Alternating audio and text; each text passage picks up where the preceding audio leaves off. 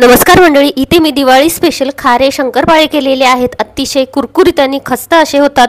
याचं detail recipe हवी असेल तर तुम्हाला फोटोच्या खाली त्रिकोणावरती क्लिक करून नक्कीच मिळेल। बघा, 1 किलोचे ह्या शंकरपाळ्यात भरपूर साऱ्या बनल्या जातात आणि अतिशय कुरकुरीत बनतात। तुम्ही 1 महिना ठेवला तरीही टिकू शकता। इथे आपण आता थोडक्यात पाहूया। इथे मी 1 किलो मैदा घेतलेला आहे आणि तो चाळणीने चाळून घेऊया।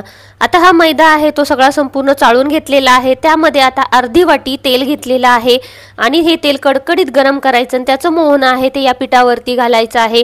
त्यानंतर चमच्याच्या साहाय्याने पिठामध्ये हे मोहन चांगलं मिक्स करून घ्यायचं। त्यानंतर दोन्ही हाताने चोळून छानपैकी मोहन पिठामध्ये मिक्स करायचं। चवीनुसार मीठ ॲड करायचं त्यावरती आणि त्यानंतर थोडंसं 1 छोटी वाटीभर जिरा घ्यायचं। ते थोडंसं गरम हलकं करायचं तव्यावरती आणि त्यानंतर मिक्सरच्या भांड्यामध्ये जाडसर बारीक करायचं आणि यामध्ये घालून घ्यायचा आहे। त्यानंतर हा भरड आहे तो चांगला मिक्स करून घ्यायचा पिठामध्ये। त्यानंतर जे आपलं नॉर्मल टेम्परेचरचं पाणी असतं ते थोडं थोडं घालून याची कणिक मळून घ्यायची।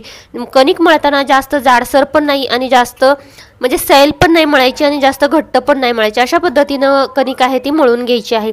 त्यानंतर ही कणिक आहे ती 10 मिनिटांसाठी तशीच आपण झाकून ठेवणार आहे। आता 10 मिनिटं झालेली तिथं बघू शकता।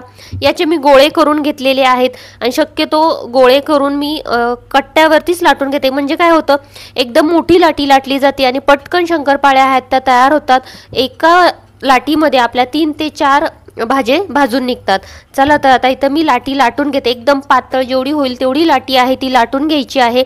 बघा केवढी मोठी लाटी आपली तयार झालेली आहे। पोळपोटावर लाटलं तर एकदम छोटी लाटी तयार होते। अशा पद्धतीने त्याला कट देऊन घ्यायचा। एकदम इझिली निघले जातात। याच्यावरती थोडासा मैदा छिडकायचा म्हणजे पटकन हे निघाले जातात। अशा पद्धतीच्या पातळ एकदम नमकपाळी ती करून घ्यायची आहे। बघा काय मस्त अशा दिसतात आणि एकदम इझिली निघाल्या जातात। आता आपण साईडला तेल ठेवलेले आणि तेल चांगलं मीडियम टेम्परेचरचं गरम करून घ्यायचं आहे। जास्त कडक पण नाही आणि जास्त थंड पण नाही। आता इथं तेल आपलं ऑलमोस्ट गरम झालेलं आहे। आता आपण या शंकरपाळी केलेल्या आहेत त्या याच्यामध्ये घालून घेऊया। शंकरपाळ्या थोडं थोडं सोडत न्यायच्या आहेत आणि त्यानंतर सतत हलवून घ्यायच्या आहेत। सगळ्या बाजूनी जी नमकपाळी आहे ती चांगली तळली पाहिजे अशा पद्धतीनं सतत हलवून घ्यायचे। म्हणजे काय होतं, कुठेही आपली नमकपाळी आहे ती कच्ची राहणार नाही आणि एकदम खरपूस अशी भाजली जाईल। त्याचा रंग थोडासा तांबूस झाला की या नमकपाळी आहे ती काढून घ्यायची आहे। जास्त पांढरी काढली तर लवकर ही नमकपाळी आहे ती सॉफ्ट बनते आणि थोड्या दिवसानंतर सॉफ्ट खायला लागते। तर शक्यतो आहे ते सोनेरी रंगापर्यंत तळून घ्यायचे आहेत। अशाच पद्धतीने मी बाकीच्याही नमकपाळी आहे ते तळून घेतलेली। तर बघू शकता 1 किलोमध्ये भरपूर अशा साऱ्या नमकपाळी तयार झालेली। अतिशय खुसखुशीत खस्ता अशी नमकपाळी तयार झालेली। तुम्हाला रेसिपी आवडली असल्यास चॅनलला सबस्क्राईब करायला मात्र विसरू नका। धन्यवाद।